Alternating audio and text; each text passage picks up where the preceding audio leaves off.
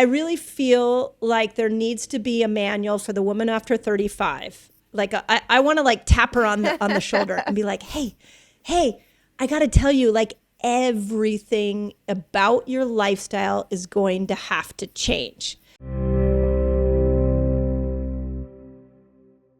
But the one place that I think is the most important outside of stress and sleep is the metabolic system.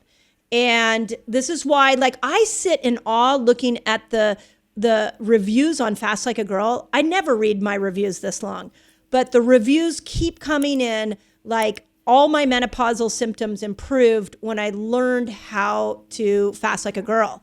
So can we start this conversation with blood sugar and what changes at 35 as those hormones Oh my gosh. And you and I are talking ahead of this, that I was just writing an article for my newsletter about even something like stress and blood sugar. So blood sugar is glucose. They're the same, right? So you go get a fasting glucose.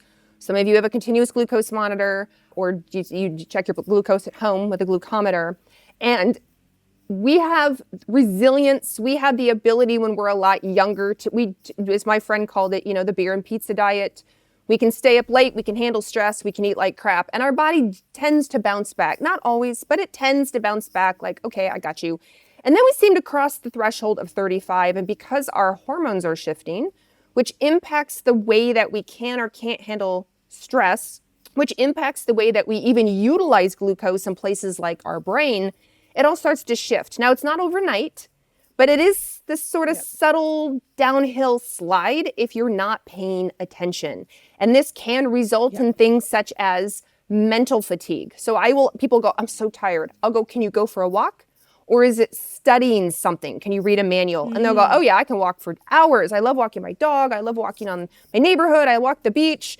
Oh yeah, you're right. It's the long mental focus that's hard for me. Helping my kids with their homework, reading a manual, reading through a lot of slides. Like I get very distracted and tired. Again, brain, right? Or they're like, well, I feel good and then I'm hangry. It's immediately I go, I'm hungry, I'm moody, I'm quiet, or I got headache. And so we start to get these subtle metabolic shifts that can also result in things such as our weight gain, changes around the middle in particular, that sort of spare tire change. And again, it can be subtle. It doesn't mean it like you wake up on your 35th birthday and all this happens, but these are the changes that we start watching for. Now, the reason this is so important is because our metabolic health impacts, just like our hormones, every single system in our body. It in fact impacts your skeletal system, your nervous system, your immune system, your cardiovascular system. I mean, absolutely everything. And so by tightening up, improving, focusing on your metabolic health at 35 and older, it's going to have literally system-wide benefits for the rest of your life. And that's where it's important. So would you say going into your 40s, making sure your metabolic health are ready, like if you go in with your metabolic health off, this is going to get even crazier for you, this perimenopausal journey. But if you go in with your hemoglobin A1C around 5, you've got you can build a fasting lifestyle, like you're going in already metabolically healthy, then it'll be a much easier experience for you. Would you say that? I find it over and over, the answer is yes. I find the women who go into their 40s with those solid numbers, glucose, hemoglobin A1C, insulin, leptin, triglycerides. So these are all easy labs that can be done. You can order them yourself often. Your primary care can order them. Insurance often covers them. And if you're in a great optimal range, these women, it's not that they'll not have no symptoms, but they tend to do better. They tend to have it easier than somebody who is pre-diabetic or diabetic or insulin resistant going into perimenopause, where we become more insulin resistant by default at that time. We tend to have better brain health if we're metabolically healthy compared to somebody who's not, because glucose plays a big role in whether or not our brain does or doesn't work. So some of things absolutely, everything from even like wound healing, recovering from illness. I hear this, women go, I just feel flu-like all the time, or I keep thinking I'm getting sick. I feel like, and I'm like, ooh, yes, estrogen does play a big role in that, but so does metabolic health, and they go hand in hand. And so it could just be a dialing up where you were at like a level 3 going into it, and now you're dialing it up to a level 8, whereas somebody who was down at a 0 or 1, they're only at a 4 or 5 when they come into perimenopause. And so it's this relative difference that I see in women with better metabolic health. So with estrogen, we know or let's just be more specific. I call estradiol the diva. Yeah. I feel like she's like a diva who's like, hey, guess what magic I've been doing for you every month that you didn't even know. And now I'm going to go away. And on my exit, I deserve the full pomp and circumstance because I'm out, and then you're going to notice me gone, and you're going to regret that that I'm gone. Yeah. So when estradiol goes away, you become more insulin resistant. Yes. Would you agree with that? Yep. Okay. And so the message is starting at 35. Really 40, but let's say it's now getting earlier. Like it's in your late 30s, you may notice your old tricks that used to keep you thin don't work anymore. Yes. Would you say that's yes? accurate? And I'd say you probably have heard this too. Women are like, I thought I could just get away with. I haven't really had to do anything. I haven't changed anything, Mindy, and everything all of a sudden changed. Like, you're right. And now it's time to make big changes. Right. Okay. So, but then as you get deeper in, now you're 47, as you get deeper into the perimenopause experience, then there's this strange thing that happens where you look down, you're doing all your new right things. You got the fasting, you've got the food figured out, but then you look down at your belly and you're like, what the fuck is that? Yes. Yes. And in fact, there's even the theory I've seen it a bunch in the literature, and I see it given the amount of lab work that I look at, because when women have a lot of estrogen, we tend to have more estrogen receptors in our hips, our thighs, our booty. That's often the shape. That's where we gain our weight. If you're going to gain weight, not as much around the middle. It doesn't mean you can't. It just means estrogen plays a role of directing where fat goes. Testosterone and other androgen hormones, which we all have as women, likes to keep it around the center, the apple shape. And what happens is our testosterone doesn't decline, usually, at the same rate as estrogen. So we become relatively out of balance, testosterone and estrogen. We become relatively higher than testosterone. Even if it is going down, it's still out of balance relative to estrogen. So in a seesaw, testosterone's up and estrogen's kind of down. Because we have this imbalance, now all the receptors around the belly area are getting super stimulated. And that leads to that visceral adipose tissue gain, the weight gain around all our organs that's putting on the spare tire around the center. Now, other reasons can be for that. High cortisol, right? High insulin, like we have other reasons. But that decline, when you mention that estrogen's like, I'm outie, best of luck, I bet you miss me.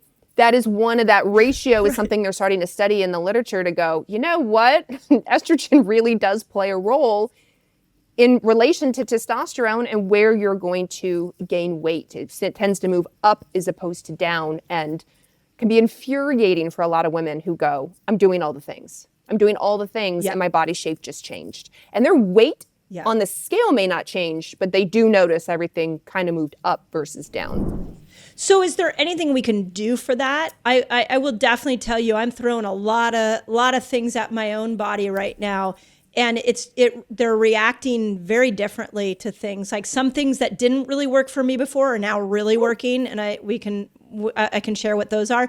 And some things that used to work for, keeping my weight where I want are not working anymore. So I've like my toolbox for not just metabolic health, but loving the body I'm living in is what I call it, has dramatically changed as I've gone through that experience. So let's just take the menopausal belly weight. Is there anything we can do that we know will work? Okay, you know how when you're trying to get in and out of fat burner, sugar burner, and sometimes you struggle? It might be that you have a metabolic blocker that's at play here. Want to know what those blockers are? Click on the link above and I'll take you straight to a giveaway and you can have my list of metabolic blockers. And because weight gain is very multifaceted, I just wanted to point out that testosterone estrogen ratio that they're kind of looking at in the research, because it's new, it's very interesting, and it is something to keep an eye on, because some women will go, I don't want to go on estrogen, or I'm afraid of estrogen, or I don't think I'm a candidate for estrogen, but can I do testosterone? And then their practitioner's like, yep, let's put you on testosterone, and poof, they gain a lot of weight, especially in the middle. And they're like, what the heck? Where did this come from? This could be a contributing factor for that. So just keep an eye out for that if this happens to be you. Or your practitioner puts you on estrogen with progesterone and testosterone, and maybe the testosterone's a little higher than you need it to start with, and poof, you gain weight around the middle, and you're like, well, that's not what I wanted. You know, maybe I feel better, but I don't want all this extra weight in the middle because it's very inflammatory. So right now, there's like the blanket things for the weight, right? Where the weight comes. We hear it all the time. It's, are you eating enough protein? That women need a lot more protein than we think. We tend to under protein. And then going into menopause, we've gained weight. And so women cut back on calories, and that could include protein. 2 is the weight lifting heavy weights and getting that in to stimulate the use of glucose and the fatty acid. So when what's stored in our fat cells are fatty acids, such as triglycerides. And what happens is when they are to be used, to be burned, when we don't have estrogen, we don't have estradiol, we can, as women, can struggle to make that mechanism. Like the fat burning factory is just not as efficient as it used to be when you were in your 30s. Yeah. And so then the fatty acid is like, well, I can't get into the fat burning factory, so I'm going to get redeposited like in the liver or around the center area. And that can contribute to that. So it's even with the weightlifting can be really helpful at improving that. There are certain nutrients such as choline, phosphatidylcholine or foods with choline, to help make that whole process work better. Same with carnitine. L-carnitine helps make that process a little better for some women. Then we get into stress, because stress, of course, plays a huge role when it comes to weight gain, blood sugar, all the things. And we know we become less tolerant of stress. We don't have the resilience we used to. We've often been burning the candle at both ends leading up to our 40s. And with the change in our hormones, our I call it the trampoline of life becomes more threadbare. So now you go to bounce on the trampoline of life, and instead your foot goes through, or it's not as bouncy as it used to be. And so that cortisol impacts your glucose and your insulin, contributing to the weight gain. So there are obviously a lot of ways we can work with cortisol and help our body feel safe, our nervous system feel safe. And then lastly, of course, is the nutritional aspect. So fasting plays a big role in that. But then also, what do you have at the end of your fork? If you've been living on the beer and pizza diet all the way up until your 40s, it's probably not going to work into your 40s. If these are some goals of yours, this metabolic health is a goal of yours, time to make some changes. Oh my God, that was a beautiful list. The other thing I would add in there that I've noticed, 2 things that I've noticed for my own self that I'm curious about. One is definitely more fiber. Yeah. When I put protein and fiber first in my meals, and I'm like, boom, I'm gonna eat, like just before I popped on here, I was like, I ate a ton of microgreens and a whole bunch of tofu. I'm actually bringing tofu back into my life and soy back into my life.